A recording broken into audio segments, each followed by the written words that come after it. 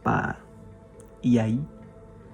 Bom, como eu havia comentado da última vez, a gente tá sempre tentando um novo modelo de vídeo para casar com o que as pessoas mais gostam. Obviamente eu vou sempre continuar a fazer os jogos, que é o que eu gosto, mas tem uma coisinha que tá acontecendo há um bom tempo e, assim como todo mundo que tá acompanhando, eu precisava comentar. E bom, eu tenho um canal, então por que não comentar aqui e ver se vocês concordam comigo? Já tem muito tempo que eu queria fazer um vídeo assim, na verdade desde o caso do Lucas no BBB, onde as pessoas faziam bullying com ele e enquanto algumas eram coniventes, outras só fingiam que não estavam vendo, enquanto outras ficaram do lado do rapaz. Mas enfim, foi uma história que passou.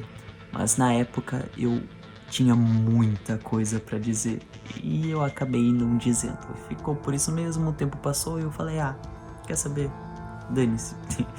E bom, nós temos um caso bem grande na internet atualmente e eu gostaria de comentar algumas coisas que, depois de consumir quase todo o conteúdo sobre isso, eu percebi que faltaram algumas coisinhas que as pessoas não falaram sobre o assunto.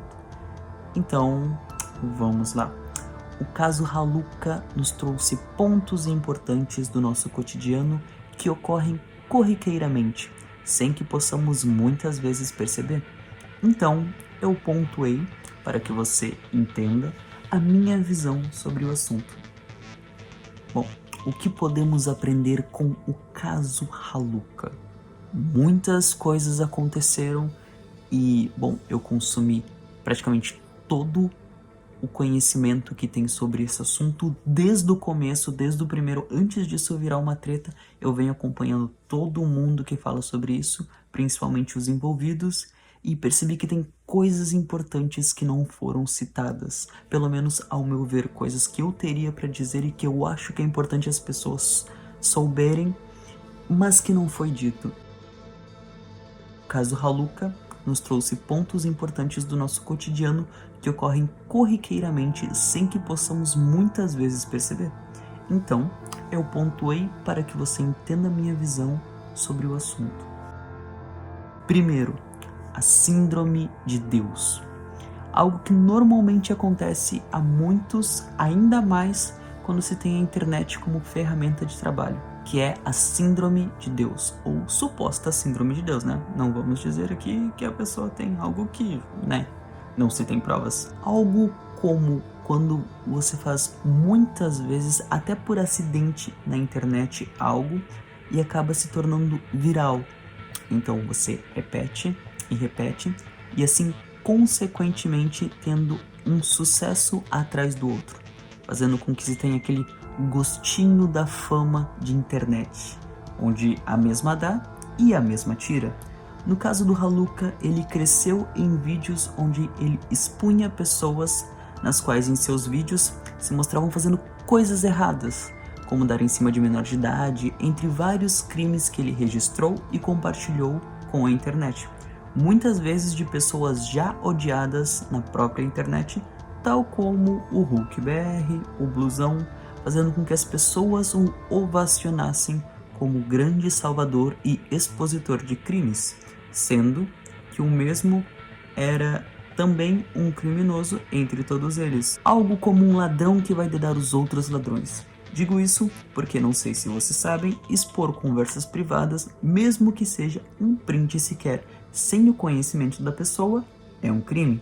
E como sabemos, a grande maioria dos vídeos do Raluca se tratavam justamente de gravações sem o consentimento da pessoa, tanto que esse agora startou esta grande treta por causa disso. Segundo, conflito. Tal como alguém com um possível síndrome de Deus, que se sentiu o próprio Batman da internet expondo todos os errados, veio aquela segurança, aqueles likes, aquelas visualizações, onde, se você não é a pessoa mais centrada do mundo com seu juízo perfeito, e cá entre nós, hoje em dia, quase ninguém é, você adquire, nesse caso, o que se pode chamar de proteção de ouro, aquilo que te dá a certeza absoluta de que vai ter o apoio eterno de todos na internet, para sempre, desde que entregue o que eles querem ver. Isso molda a cabeça de alguém. E real, isso muda o seu jeito de agir. Nesse caso, eu me puxo pro assunto, pois ocorreu algo parecido comigo, onde eu mesmo por estar sempre cercado de razão, acreditava que poderia fazer tudo sem grandes consequências. Porém um dia, em mais um tropeço, tudo despencou. E quando alguém maníaco por controle o perde, você surta. Terceiro, a queda da máscara. Seria hipocrisia nossa e minha não falar que muitos usam, se não todos, ou sequer pelo menos, já usaram as tão famosas máscaras da sociedade.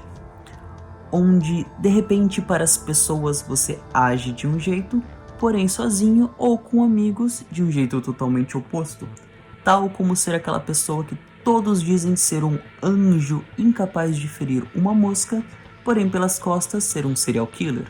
A questão é, essas máscaras de sociedade muitas vezes acabam sendo quase que 80% de quem você é e de como te vem, para alguns até 100%. Ninguém nunca espera perdê-la e que as pessoas descubram quem você de fato é. Pode se ver no desenrolar da história do Haluka que após perder o controle da situação, ele usou a única cartada que se sobra em um momento de pura crise: achar aliados, o máximo possível. Se cercar, se não de muitos, de poucos, que suportem a luta, como um escudo, e foi exatamente o que aconteceu, se juntando a pessoas que inicialmente se juntaram à narrativa da máscara do Haluka, e ele usou de seus métodos mais certos e funcionais. Métodos esses que provavelmente em outra ocasião já o tiraram de enrascadas e fez questão de tatuar uma ideia na cabeça de seus aliados que posterior a isso mostrou-se uma inverdade, o que fez com que as pessoas julgassem aquela ação dele, toda a narrativa que ele criou e que se provou mentira, como uma manipulação. Sendo assim, sua máscara caiu perante todos e, consequentemente, ele perdeu um de seus grandes poderes e trunfos, que inclusive, quem sabe, foi o que trouxe ele até aqui. Quarto, manipulação. Uma das coisas que eu queria salientar aqui nesse vídeo, de coisas que aprendemos com esse caso, foi um dos grandes estopins dessa guerra: a Juiz Cramosim e o Gabriel, dentre outros, na verdade, que depois que vazaram algumas causas se mostraram nessa mesma situação. Mas para exemplificar, eu vou usar eles. Muitas vezes em nosso cotidiano e quase que o tempo todo, nós vamos fazendo alianças, amizades, com pessoas que pensam que nem a gente ou que de alguma forma nos tocou, cativou, enfim, a famosa amizade. Porém, muitas pessoas não sabem o que de fato é uma amizade e criam suas versões distorcidas de tal. Digo isso porque uma das coisas mais comuns que acontecem são aquela credibilidade 100% baseada muitas vezes em nada. A Ju e o Gabs acreditaram na versão do Haluka de maneira cega, sem nem ouvir o outro lado da história. Ou pior ainda, ouviram, mas por ouvir, já tendo a sua ideia sobre o assunto bem concretizada, baseado apenas no que o Haluka disse, o que também é um grande exemplo de várias situações que você se encontra por aí, onde você ouve e acredita fielmente no lado do seu amigo, por ele ser seu amigo, e muitas vezes caga e anda pro lado da outra pessoa, que pode ser totalmente oposta. Sendo assim, quando você junta isso com um poder de persuasão e manipulação muito grande, você consegue o resultado que se deu. Ju e Gabs acreditaram na narrativa do Haluka, zombaram da versão do Jean e do resumo do Digo, pois para eles já estava fechado esse assunto que o Haluka tinha de fato sofrido e era vítima da história, algo que mesmo você colocando em várias provas na frente da pessoa, ela não rebatendo, mas sim se esquivando, já mostra como hoje em dia é extremamente fácil manipular alguém. às vezes um mesmo nível maior de amizade já é o suficiente, e aquela pessoa santa que você jurou nunca fazer algo assim, são justamente as que te têm na mão 24 horas. Porém, houve uma reviravolta nesse caso, pois uma das mentiras do Haluka ter sido esfregada na cara de todo mundo pelo Digo como o vídeo editado, a Ju e o Gabs trocaram de narrativa e de lado. Algo que eu confesso que foi inesperado, porque dificilmente as pessoas percebem isso ou até mesmo conseguem sair desse buraco que eles mesmos se colocaram. Mas foi o que aconteceu. Posterior a perpetuar o seu erro durante muito tempo, ambos saíram da bolha e deram suas versões, que já coincidiu com a opinião popular que estava se concretizando sobre o Haluka, que foram vítimas de manipulação deles, assim como todos que agora teriam percebido e retornado para o lado iluminado da guerra. Um ato, eu diria, louvável, pois os mesmos pediram desculpas a todos e se mostraram arrependidos, iniciando também a belíssima e gigantesca Season 2 dessa guerra. Eu não expliquei direito no início porque vocês já estão cansados de saber, porém, a Season 1 desse anime começou com um vídeo postado do Haluka zoando o Jean L, onde após o mesmo sofrer ataque e se mostrar muito mal com a situação, levantou a atenção de youtubers de opinião, amigos do mesmo, que começaram a falar sobre o assunto, dando início a um debate de quem estaria certo, e o que era para ser um simples vídeo acabou se tornando uma enorme dor de cabeça para o Haluka, pois enquanto o mesmo só usava palavras rasas para se defender, o Gia demonstrava com provas e prints que na verdade a versão dele tinha mais fundamento, sendo assim, alguns youtubers maiores começaram a se pronunciar, como o Ramsés, por exemplo, e daí pra frente virou ladeira, sem freio.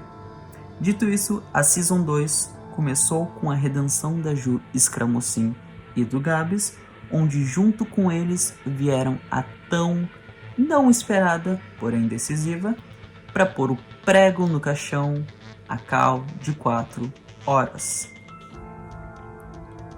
Como um breve resumo dessa cal, podemos ver bem algo que eu citei anteriormente, como o Haluka sem a máscara social dele e também como a suposta síndrome de Deus que o afetava. Nela, em uma conversa pessoal com amigos, no caso, os mesmos que vazaram, Haluka demonstrava ter zero empatia sobre tudo e todos e deixou bem claro que ele estava certo nessa situação toda, mesmo a internet já tendo formado sua opinião clara sobre ele, onde o veredito foi um manipulador, um narcisista, não digno de confiança e até mesmo de amigos. Dito isso, por ter sido a grande maioria.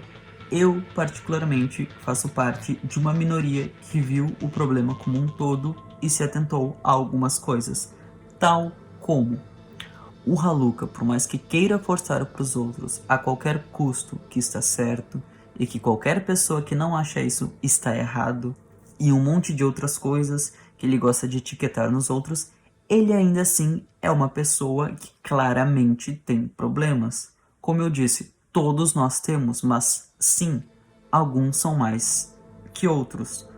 No caso dele, se a convivência foi, como o mesmo contou, o que agora se coloca um pouco em xeque a credibilidade das palavras dele, se percebe que ele é alguém cheio de escudos, que por mais que tenha crescido na internet, não conseguiu curar nenhum deles. E pior, toda essa exposição piorou as coisas. Você percebe nele problemas claros e muito sérios, tal como não saber lidar com conflitos grandes e diretos, a dificuldade em aceitar o erro e até impedir desculpas, o fato de sua defesa ser o ataque.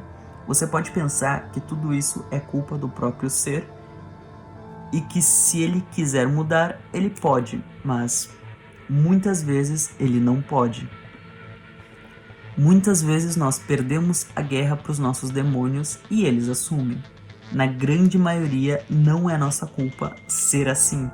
A criação de alguém, as armas que desde criança ele desenvolveu para se defender e que ao crescer isso o prejudicou e trouxe mais problemas a ele, o que gerou mais gatilhos, mais armas. Isso tudo tem que ser posto na balança. Quando você vê alguém como ser humano, não estou aqui em defesa dele. Porém, essa visão você tem que ter, e eu vi pouquíssimas pessoas falando nisso, como o Professor Dark e até mesmo o Nando Moura. Isso não justifica nada do que ele fez. Não justifica mentira, manipulação, possíveis maldades e nada do tipo. Mas era um ponto que eu achei importante comentar, pois é algo que está na nossa cara o tempo inteiro e que dificilmente olhamos para dentro ou avaliamos a situação por um todo. Assim como eu citei antes, a maioria das pessoas segue a narrativa que melhor lhe convém ou até mesmo a que seja mais caótica. Indiferente de quem seja, o lado humano deve ser contado. O mundo está cheio de pessoas feridas que não são ruins porque querem, só não conseguem não ser porque cresceram assim. Bom, dito isso novamente, Haluka, na minha visão, imagino que na de muitos, se mostrou um poço de incoerência. E já não cito mais vazamentos nem nada do tipo, mas sim as coisas que saíram da própria boca. De tanta metralhadora de informações que temos, percebemos alguns comportamentos repetitivos em várias situações e em sua grande maioria contraditórias, tal como taxar as pessoas de algo, mas não querer ser taxado do mesmo, chamar os outros de justiceiro da internet quando claramente age como tal, processar pessoas por conteúdos particular vazado, quando sinceramente ganhou toda a sua fama fazendo isso.